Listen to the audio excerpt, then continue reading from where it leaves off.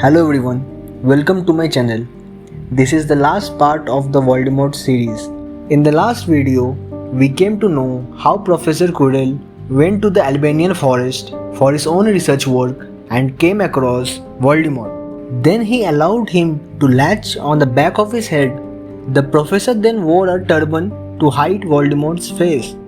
Their goal was eventually getting the Sorcerer's Stone, which would bring Voldemort to his full strength. This was eventually stopped by the boy named Harry Potter. The protection of Harry's mother gave him the power to kill Professor Quirrell, and Voldemort was forced to leave Quirrell's body. Voldemort again fled back to the Albanian forest. After following few months, the first Horcrux, the diary was destroyed, as Lucius Malfoy put the diary into the cauldron of Ginny Weasley along with other books, ensuring that it will make its way to Hogwarts. This was the plan of Voldemort way back to reopen the Chamber of Secrets. The part of Voldemort in the diary possessed Ginny Weasley and made her reopen the Chamber of Secrets.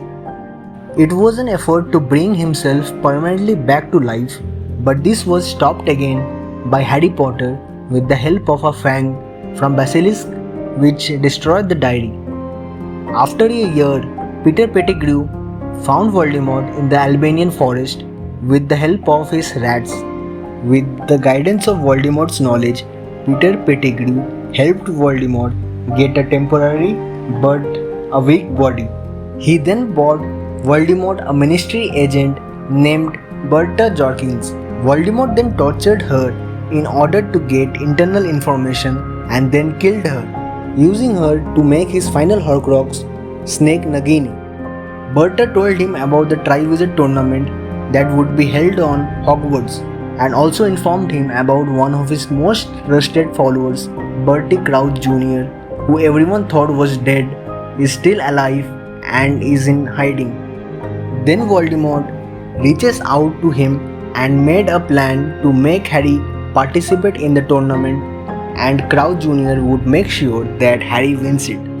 Crouch Jr. turned the winning cup into Portkey that when Harry touches it, it would lead him right to the Riddle Mansion.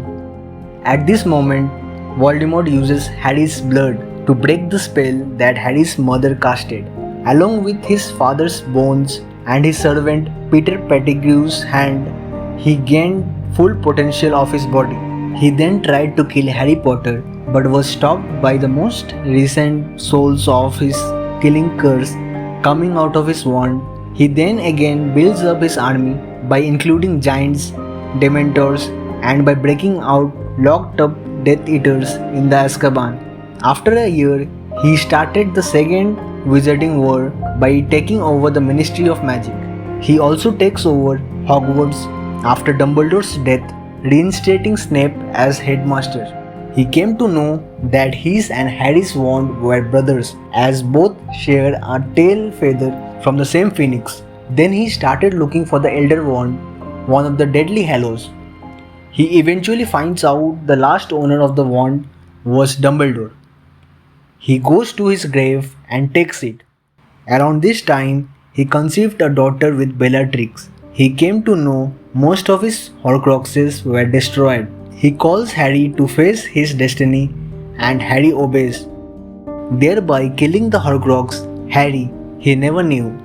By some extreme measures, Harry comes back.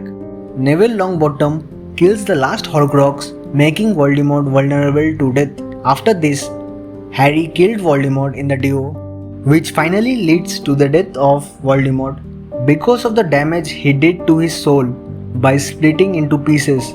He was unable to move on as a soul or a ghost. His soul was gone forever.